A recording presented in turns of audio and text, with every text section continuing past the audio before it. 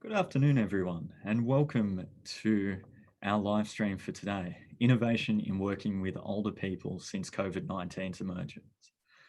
I'd like to start by acknowledging the traditional custodians of the many lands that we're meeting on today for our session.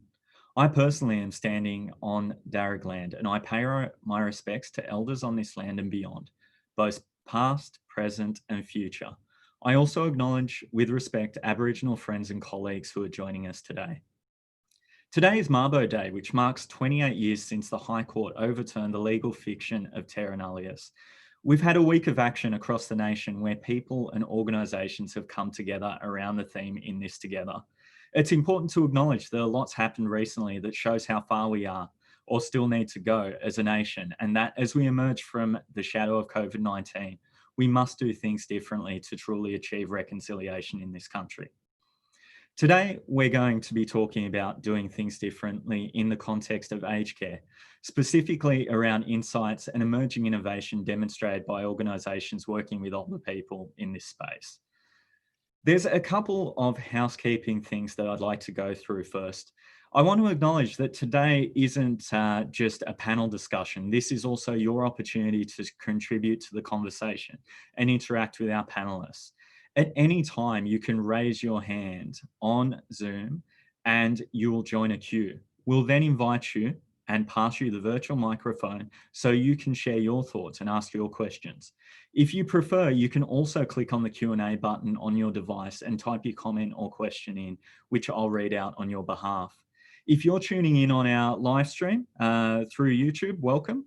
If you're tuning in through there, you can type in your question and one of our team members will read that out on your behalf. We will do our best to respond to all of your questions, and I imagine there will be a lot because we have a fantastic panel with us today. So I would firstly like to invite our panelists to join us. Our first panelist today is Professor Jane Mears, an Associate Professor of Social Policy at Western Sydney University, joining us all the way from Stockholm, actually. Welcome, Jane. We also have Cecily Michaels, who is the Chief Executive Officer of Leep, joining us. And finally, last but not least, we have Mary Bills, who is the Project Officer, the Aged Care System Navigator at COTA, New South Wales. Welcome, Mary. Thank you. So I'm delighted the three of you could join me today because we have a lot to talk about. Things have obviously changed significantly when working with older people during COVID-19. So I'm going to put this question to all of you, but we might start with you, Mary. What has been the standout change that you've seen services making since the emergence of COVID? Thanks, Tom. I would say there's just been so many changes. I think it's been a time of very fast change for all the services and having to adapt very quickly. I think probably the biggest change has been the change in the way they work, because the people that they support were then not often able to be supported face-to-face, or not always been able to be supported face-to-face. So finding new ways to connect with the people that were receiving services, and also managing all the changes in funding and in the way services were delivered that were being directed by the department. I think these were massive changes for people to undertake over really quite a short piece of time, or in a very short space of time. So it's been huge, really. And I think it's credit to the service providers that they've done so well in moving what they do and in changing the work roles of some of their staff. For example, changing support, people who provide support programs or support groups to be delivering meals, things like that. So they've made changes very quickly, and it has been huge. Thank you, Mary. I think I might go to you next, Cecily. So obviously, Mary talked about the speed of change and how organisations have had to pivot very quickly. What have you seen in your work with organisations? Well, I was going to say, I have never worked so hard and so fast in all my life, and it hasn't stopped. And anyone I talk to is exactly in the same boat, and that's even across the oceans to a woman that I met who provides digital literacy to older people in Northern Ireland. We were talking and she said exactly the same thing. So there's that. There's also working, suddenly taking a whole team of people and working remotely. Luckily, we had ourselves already set up because some people, we have flexible work arrangements. So some people work at home on some days, but everyone had to go home. Everyone had to get there set up. And we immediately invested in a phone system so we can use our phones through our computers so people can still dial the office and the extensions. But the biggest thing was the amount of checking in with everybody that we touch. Like, we contacted every learner, every tech mate to see what they wanted us to do next, so that we weren't just making decisions on our own. An inordinate amount of work, an inordinate amount of training, making sure we had quality control, making sure we had systems in place. And then what we decided to do next, I think I'll come to in later questions, but it has been a very, very challenging and interesting time. And who would have predicted a pandemic like this in your risk matrix? I don't know. Yeah. Definitely, Cecily. I think many of us didn't have a line item around pandemics when it came to risk management. I wanted to cross to you, Jane. In your experience, what have you seen the big change being since the emergence of COVID-19? It's been the most fascinating time to be in Sweden because I've been able to also get a sense of what's happening globally as well. And obviously the COVID-19 virus has affected everybody. It shattered hopes, dreams, and people have been highly traumatised and are suffering terribly. It has shown up in every single country in the world, the flaws in the long-term care or the aged care systems. And indeed, just following on from Mary and Cecily, everywhere people are working really, really hard to adapt. And as we'll be talking about those sorts of innovations later on. But I think it's all credit to the workers on the ground in their communities that they have managed to take on all this material and indeed build on it. And those that are the best placed are people like Cecily and Mary, who already have very, very good community-based networks going and can activate. So the sorts of things that most of us, the three of us in particular in Australia and Western Sydney, have been doing for the last 3 or 4 decades, we're now building and indeed being encouraged and supported in building these innovative programs which we've had going, whereas they've been completely ignored and hidden. Aged care has been an area that has been pushed aside, neglected, and we've been trying really hard to keep it on the agenda. So I think that would be globally the major observation, that it's shown up ageism globally, showing up the flaws in aged care, and given the opportunity for those of us that have been working for change for decades to indeed put forward the sorts of innovations that we've been doing and have them discussed as we are today. This is a wonderful opportunity, Tom. Thank you so much for organising this discussion. And I think for Cecily, Mary and I, this is another beginning, a continuation of a partnership that's been going on for a long, long time. So thank you to the Western Sydney Forum for pulling this together again. These sorts of forums, by the way, are happening all over the world. And previously, nobody communicated about these things at all. So we put ageing at the top of the agenda, and we need to keep it there. Thank you, Jane. And definitely we agree with you that there is so much opportunity now in terms of how we look at remaking our service systems and our structures around it. I want to go to you now, Mary. So if we look locally, what innovative practice have you seen that has stood out or made a real difference in your experience over the past few months? I guess, so in thinking about this, I thought there were a number of different practices, I think, that stood out. And some of those were around initially when lockdown was put in place and people needed to get meals, for example. There was extra funding put into Meals on Wheels, but Meals on Wheels actually lost a lot of their volunteers because they were in an at-risk age group, and so they could no longer provide that support. So it was wonderful to see other organisations and organisations outside the service sector coming forward and offering help to deliver meals.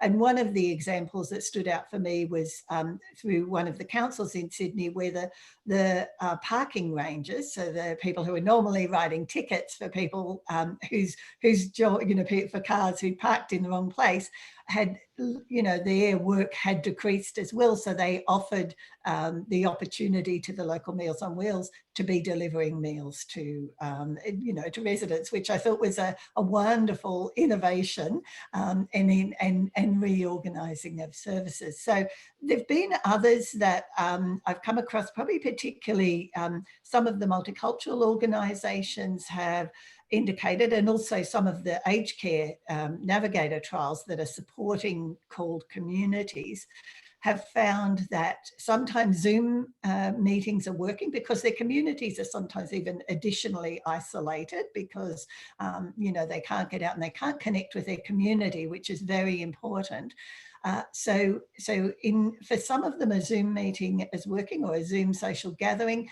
For others, things like Facebook and WeChat, so some are not very digitally literate, but they can use those sorts of things. And so that's really allowed those organisations to tap in, and they've been able to make the changes and get the equipment organised to be able to connect in that way. I think the other things that have been very helpful during this time are things like the OPAN webinars that have gone out to everyone. Everyone's been able to get on board. Anyone with a laptop and internet connection can look at those and could be updated and in contact and ask questions, a bit like you're doing here. So there have been a number of innovations in that way. Also the opportunity to purchase iPads for older people through CHSP, where they can then connect with family and actually see their family rather than just talking on the phone. But I would like to add, you're probably going to cut me off soon, but I think the other really interesting innovation, which people wouldn't see as an innovation in this particular circumstance, that we've taken a step back. So there's been a lot more telephone support because that's the only way to contact some people, and often they're the most isolated. So a lot more calling, and there's been some services have taken up sending things out, and COTA ourselves have done that, where we normally do an e-newsletter. We've actually posted a newsletter to make sure we reach those people who are missing out on all the digital opportunities that are out there. So I think we always have to keep in mind both opportunities.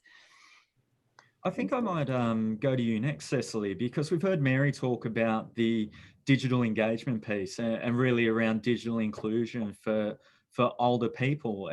I want to go to you on this because obviously you work a lot in that space. What have been some of those barriers which have emerged in terms of engaging with older people, but also what are some of the innovative strategies you've put in place or seen put in place that has enabled older people to connect in new and exciting ways?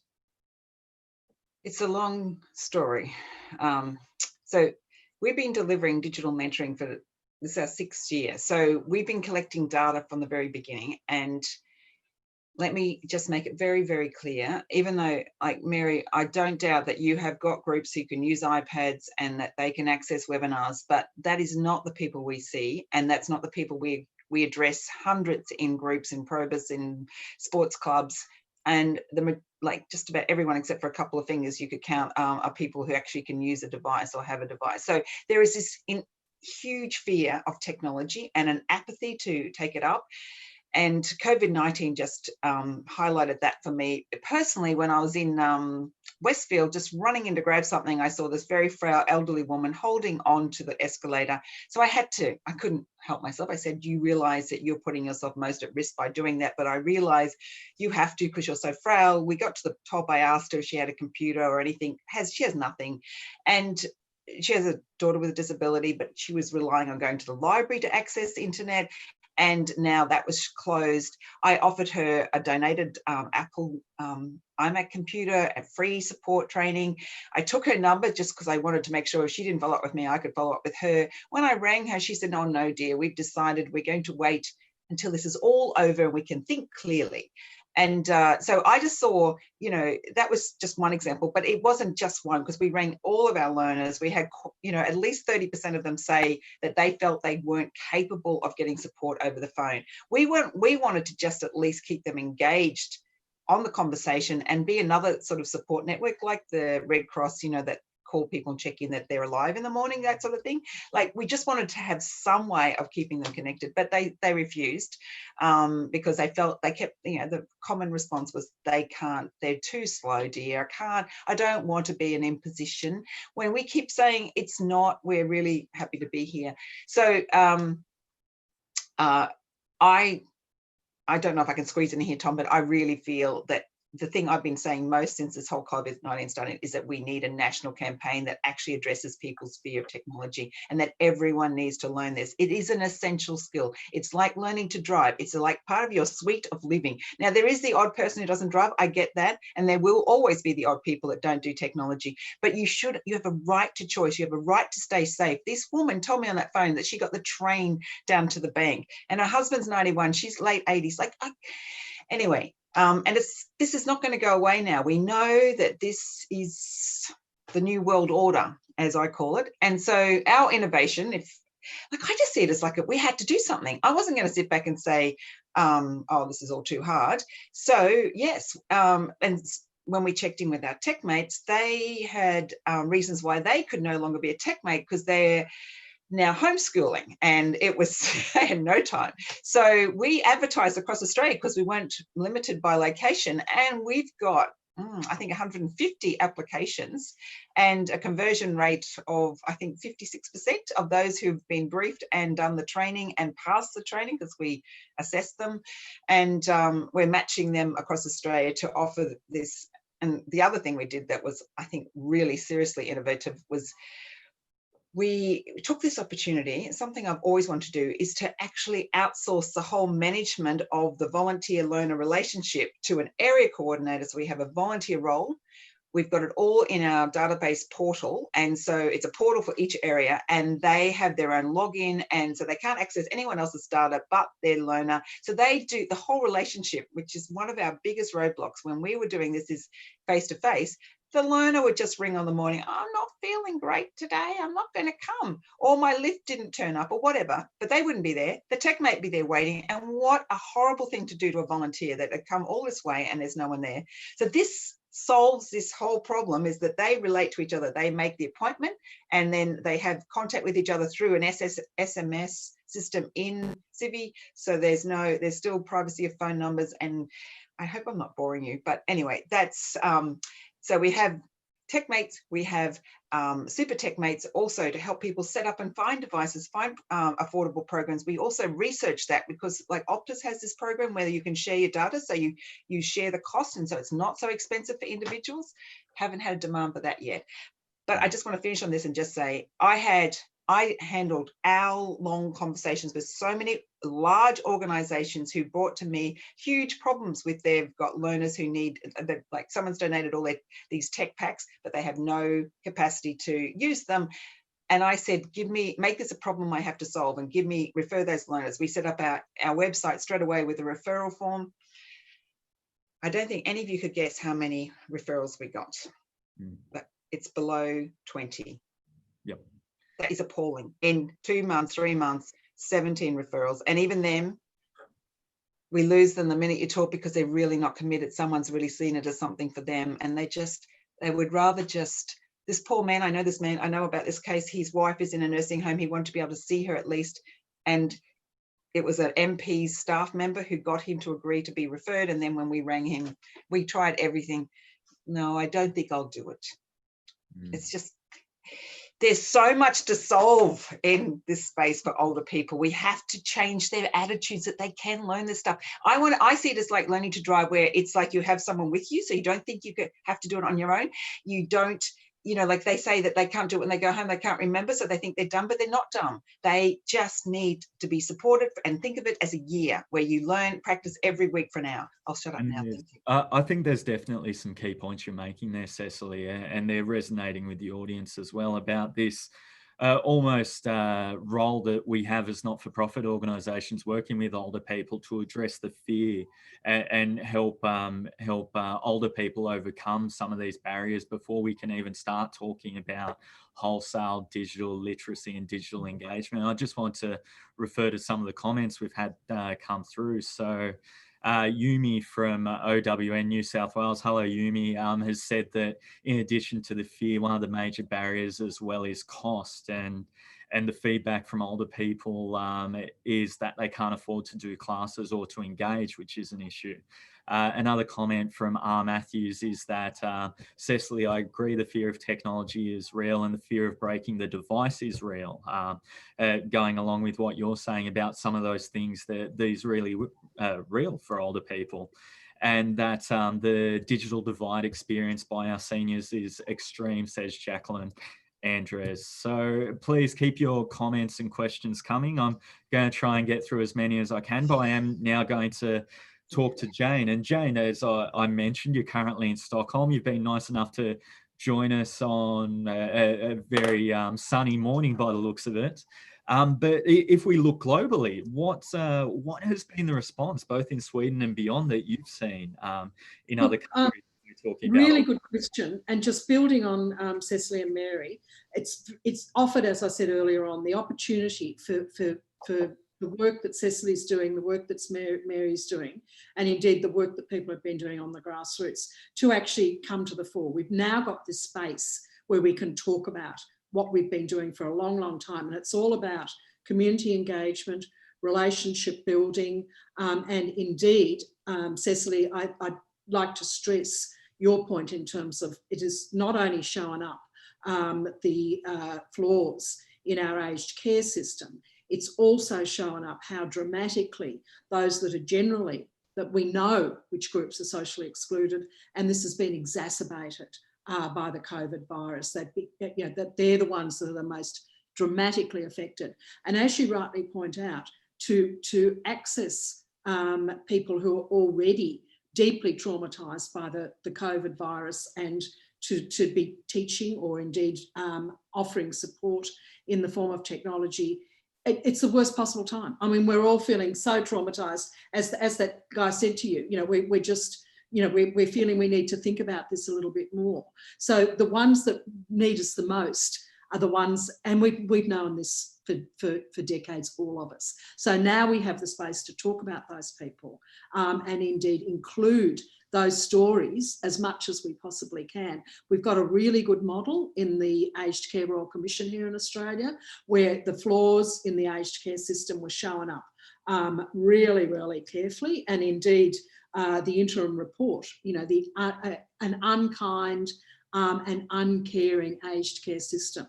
That's what we need to stress. We want to build up a caring aged care system. As you all know, here in Sweden, it's been particularly, the deaths and the suffering from COVID has been particularly dramatic. And this is in a society that is extremely compassionate. And from the very beginning, the emphasis was on supporting and indeed taking responsibility to ensure everybody, that older people and those with health difficulties, were well cared for. So I've been in quarantine. I have a lung problem as well as being old. I've been in quarantine since the 17th of March. And as soon as that happened, we were immediately, my local shop, which is down in the local railway station, which doesn't normally deliver, immediately got in touch with me and said, look, we're delivering stuff, just send an order through to us, we'll bring it up. I was running out of meds. I got onto the local health centre. Within 2 days, I was given 3 months' supply of the medication that I need. So the response was, sort of exactly what you two are talking about. Those community-based responses that were already able to do that, very good internet, for example, just immediately came into, but nobody sees that. What they see is the deaths. Now, what happened in Sweden was that they protected older people, protected emergency workers, hospital workers. What they didn't do, and what wasn't mentioned at all, was what was happening to people in residential care and in receiving care in the homes. And that's where the deaths have been. It's the people that were infected as I say, in care homes, and there are a number of reasons for that, which I can talk about, but I won't. But the point of the story is it showed up a major flaw in aged care here in Sweden, which was the very poor working and employment conditions and the very poor status of care workers. So there's now a recognition. It's really important. We've been saying it for decades, that all of us, everybody in this room, I have no doubt, that we need to support care workers, particularly community-based care workers, which have had, we know, are always pushed off the agenda.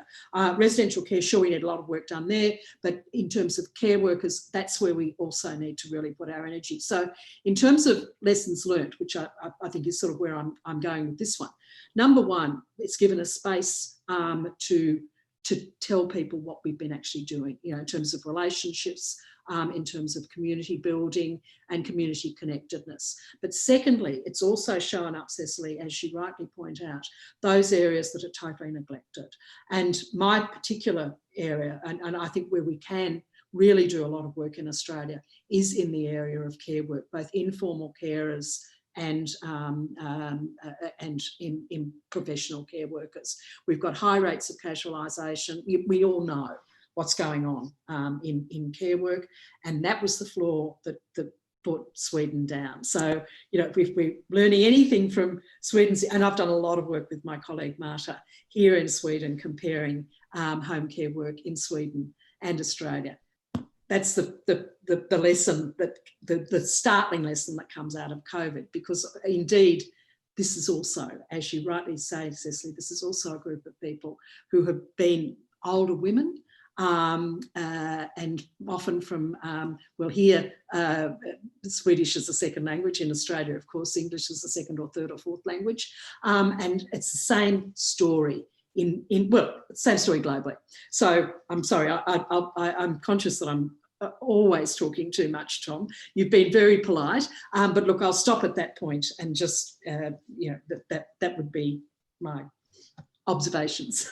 But definitely some tangible lessons there, both in terms of, I guess, the opportunity to highlight what we've been doing and what I guess critical support that is provided both by those formal and informal care roles, I think is really important. Yeah, and just, I'm sorry, one thing I did forget to say was that we know the evidence is there.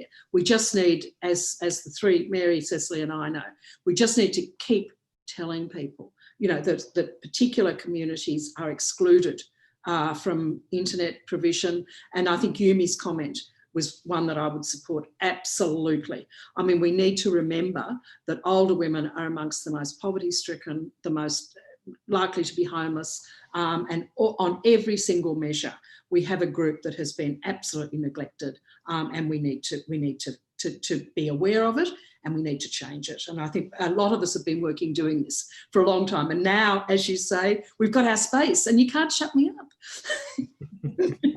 Well, I'm going to leap on that and ask you a follow-up question we've just received from our audience, Jane. I know you could talk about this for a long time. Is that, you know, Anonymous, who's been a feature throughout each one of our live streams, welcome Anonymous, has said, great insights, Jane. What role do you think the marketisation and shift to individualised funding has had on older people's access to service generally, and in terms of some of the issues like digital inclusion, community connectiveness, local level support, etc.? Thank you so much for that question. That's it. That's what it's all about. It's about profit over people. And that came out really clearly in the Aged Care Royal Commission report. The marketisation of care has absolutely anonymised. So we're bean counters. And interestingly enough, new public management has also penetrated Stockholm.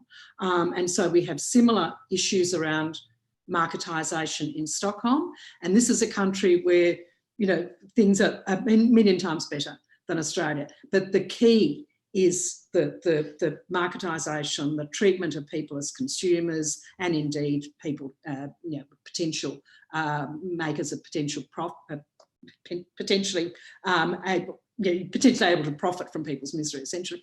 But what we need to be saying is the old, you know, New Deal. We need to invest in social care. We need to invest in that workforce. Invest in it's not a cost. I mean, the providers complain, and legitimately, about the high salary cost. It's not a cost, it's an investment in people's lives. I mean, if you have care workers working under good working conditions with decent pay, they're not going to have to take up positions in 5 or 6 homes. They're not going to put everybody at risk, and they're going to have a living wage. They're actually going to be able to consume. They're going to, so I mean, to see wage and salaries as something that you can immediately cut in a crisis is absolutely the wrong way around. It's care work and that is usually hidden, where we need to put our investments. The question is an excellent one, and the marketisation of care is what underpins our system, and you can see an incredible decline in both Sweden and Australia in the working and employment conditions, and indeed the quality of service delivery. Anything to do with face-to-face relationship-based care just went out the window in 1996. So look, thanks for the question, but you're right, I could go on for a long time, but I think I've made my point. Thank you, Jane. And I'm going to return to another question from, again, Anonymous. Anonymous has been quite prolific today, and they've asked, we often speak about the aged care sector as one type of community member. The aged care sector is composed of many different people, not only interracial, but intergenerational. A 65-year-old's needs, for example, can be quite different to those of a 91-year-old. How can we ensure that the needs of people are met depending on their aged care needs in this context? Is that for me or for everybody? I might throw to Mary. Mary, you seem to be making eye contact with me. Oh, do I? Okay. That's the computer. No.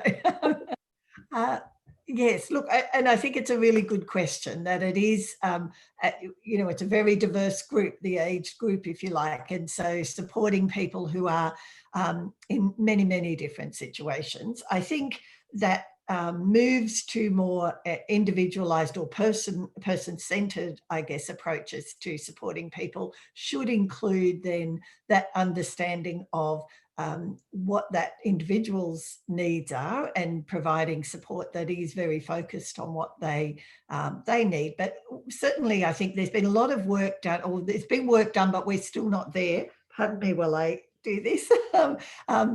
And in terms of inclusion in aged care services. So I think too, it's not just the differences in age, but the differences in background and the differences in lifestyle, in the person's just in that diversity within the community. So ensuring that we reach people, and we're open. I think it's about making aged care services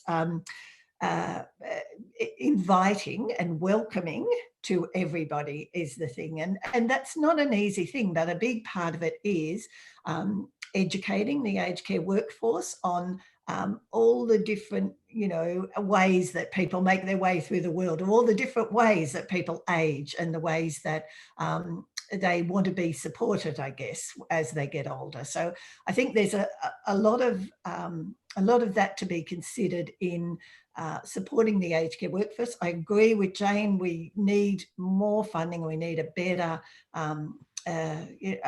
valuing of the aged care workforce and aged care services, because the COVID-19 has really shown how important this is, how very important this is in both in residential care as well as in care in the community. And so that valuing will help to broaden, make available, I guess, the training, and bring people to the sector that will be able to provide that very individualised support, and a mix of services as well. We need to have services that are appropriate for different people. I mean, they should all be inclusive, but sometimes people want a service that really understands their situation, I think. Definitely. Yeah, I'd just reinforce that, Mary. Thank you. Excellent answer. The other part of that story is also, we know a lot about social inequality. We know a lot about how particular groups are excluded.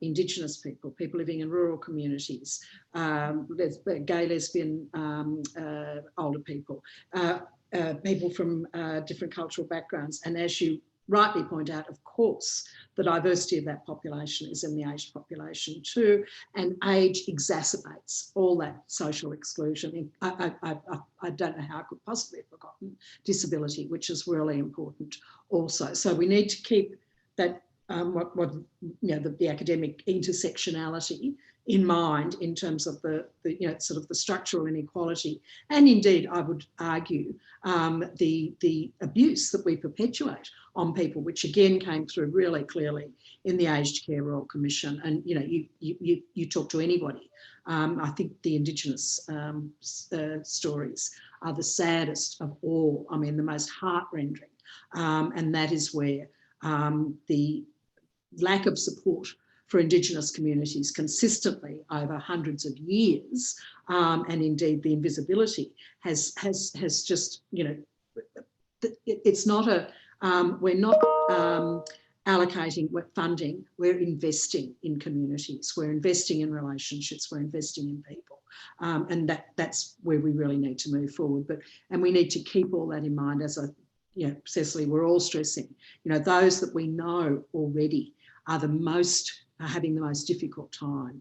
We need to really, the old adage, the judges society on the way it looks after those that are the most weakest and need the most support. And I mean, what more can one say? Thanks, Can I just throw something in here? Look, you may not think this is relevant, but I find this fascinating because every week I speak to my best friend in Palestine, because that's where I used to work, and there were no deaths with anyone older there. And the reason was because they don't have aged care facilities. They keep their elderly at home and they were able to look after them, which I find an amazing result of one small country with a couple of million people, but very, very, very closely very dense population.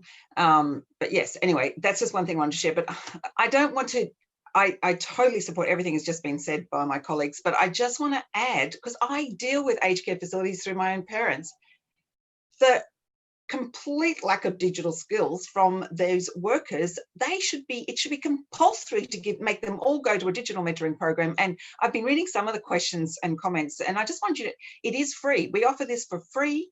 And someone asked about the devices. We have a small amount of devices donated once to us, and so we can't publicize it because it would, we'd be inundated and we couldn't manage it. But you could contact me, and if you're willing to use it to learn to use technology, that's our conditions. Yes, but aged care, all care workers, they need to be upskilled in how to use technology, and they're just as reluctant as everyone else, and they're often older as well, and they're all at risk as well. Anyway, just had to throw that in, sorry. Thank you, Cecily. And thanks to our three panelists in terms of bringing three different perspectives to that question in what is an amazingly complex question about how we work systemically and on an individual level with people we label as older, but this is really, as the question mentioned, intergenerational. It's complex in terms of different nuances around different cultural groups and how we work with there. So thank you, Anonymous. As always, a lot of value from Anonymous today. We'd love to know who you are. Oh, definitely. So I think I might just drill in on a theme you picked up, Cecily. So one of, and this is for you, Mary, one of the big consequences of COVID-19 has been fear. I mean, there's fear for me, walking out of the house every day, having young children. Am I putting them at risk by going outside and then coming back? I personally feel a lot of fear for my parents in terms of how they isolate themselves or don't isolate themselves.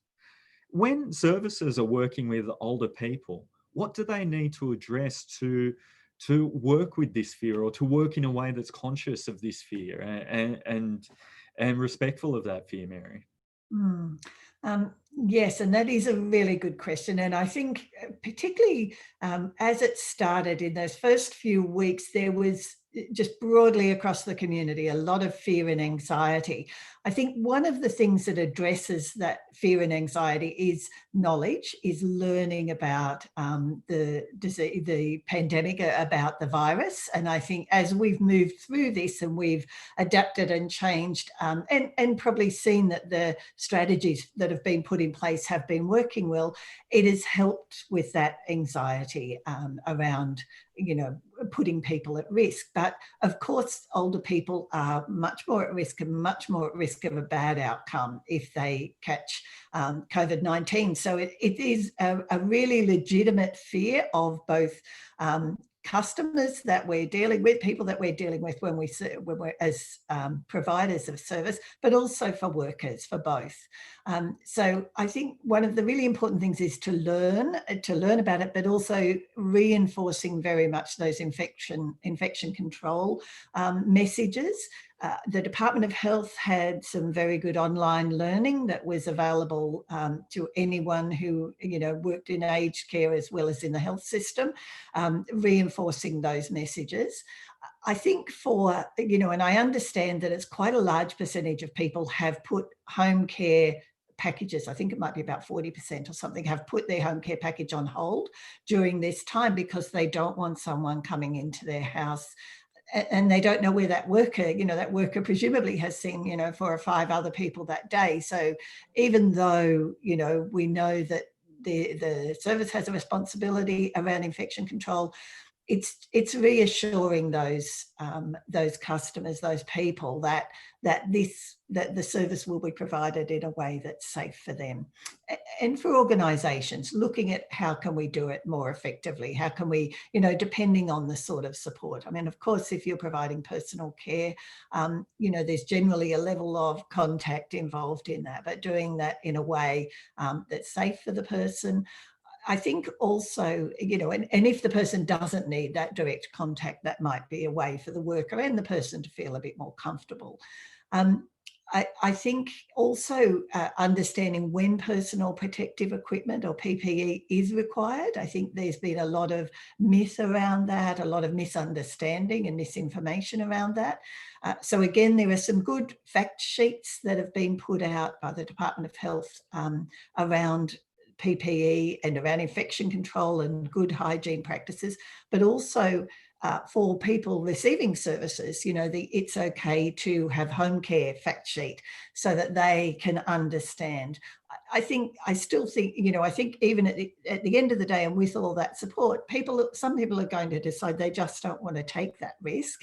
And some workers are not going to take that risk either. And that's quite legitimate to do. So it's something that services have to work around in terms of their staff and support their staff and look to replacing, you know, those people or finding other roles for those people, but also understanding that that the people, that the customers, if you like, are, you know, have the right to say, I'm not going to take that risk, but trying to ensure that they will still get the support they need. We know there are a number of services. So the OPN will do wellbeing checks with anyone who, and I know a lot of your services will know this, anyone who declines or puts their home care package or service on hold will are offered a wellbeing check regularly each day to see how they're going. So they've got that contact, and there's quite a few services out there, Telecross and quite a few others, who are doing, you know, sort of just telephone chat check-ins with people. So, you know, I think that's the way it is. Certainly, again, the services need to have the PPE if they require it. That resource has to be provided. Thank you, Mary. And I'm conscious of time. I will acknowledge that we've had a lot of questions today. We haven't been able to get to all of them, but we will be sending them to our panelists to answer, and then be sending them out to you all after this event. So rest assured, if your question hasn't been answered yet, it will be answered potentially via email. Before I ask our final question of our 3 panelists, I just want to share a couple of comments that have come through. So David has said, great conversation. We need to overcome social isolation, not just for the economy. don't we need to find ways for older people to be more involved in aspects of our lives? And maybe we should be building homes next to all the elements that make for great lives, in town centres with coffee shops downstairs and services nearby. Great thoughts, David. And Yumi as well from OWN has said, perhaps one innovation is the strengthening of neighbourhoods and links within neighbourhoods. The hashtag kindness pandemic movement started by Dr. Catherine Barrett showed that people are hungry for connections and doing good. The deaths of individuals like Anne-Marie Smith in Adelaide from neglect underscore the fact that we've lost our neighbourhoods and we need to keep the momentum going to be kind and know our neighbours. Thanks for the comment, Yumi, and definitely something for all of us to keep in mind when we're thinking about how we're interacting with older people, not just within our service context, but also within our personal lives. So I'm going to ask our final question for today for all three of our panelists, but I think I'm going to start with you, Cecily. What is one thing that you think service leaders and practitioners in the space must keep front of mind over the next 3 months, particularly as we see some of the restrictions start to ease, as has been flagged by the federal government and state government as well? I think you absolutely have to be prepared for any eventuality, because as services open up, they are just as likely to have to be shut down again immediately. So you have to be so agile and be prepared for any situation, and you have to have really good communication channels with the people you're working with. And we're in that process right now. And I can just say in New South Wales, it feels like there's some, very mixed messages that clubs can open up for all these people, but community services can't have groups. And if they are going to meet, like all the social distancing and it's then you've got to deal with everyone's risk appetite and, my board's risk appetite. But yes, we want to be flexible and we want to go case by case and be ready for it all being reversed the minute there is an outbreak, because we don't want to put anyone at risk, but making sure we're dealing with volunteers too, that they are following our protocols of how to keep themselves safe and keep the learners safe if and when we go back to face-to-face. But we know most people want face-to-face, so we have a duty to try and deliver that as well. So it's this huge juggle, but that's me, Leep, in a nutshell. Thank you, Cecily. And my shortest answer yet. Do I get a prize? Look, I'm sure I'll call for donations from the audience at the end of. Crossing to Mary. Mary, what do you think service leaders and practitioners need to keep front of mind over the next 3 months? I guess very similar to what Cecily was saying. We need to be really aware that that we could start getting a second wave, as they say, that's something that could happen. And so we need to be careful. And I think we need to be aware that there is still fear with a lot of older people, or, people who've been self-isolating and people who are at risk, that it's going to take some time for them to feel comfortable. Though I have to say a lot of the people I talk to on the phone can't wait to get back out there. They're really keen to join the community again.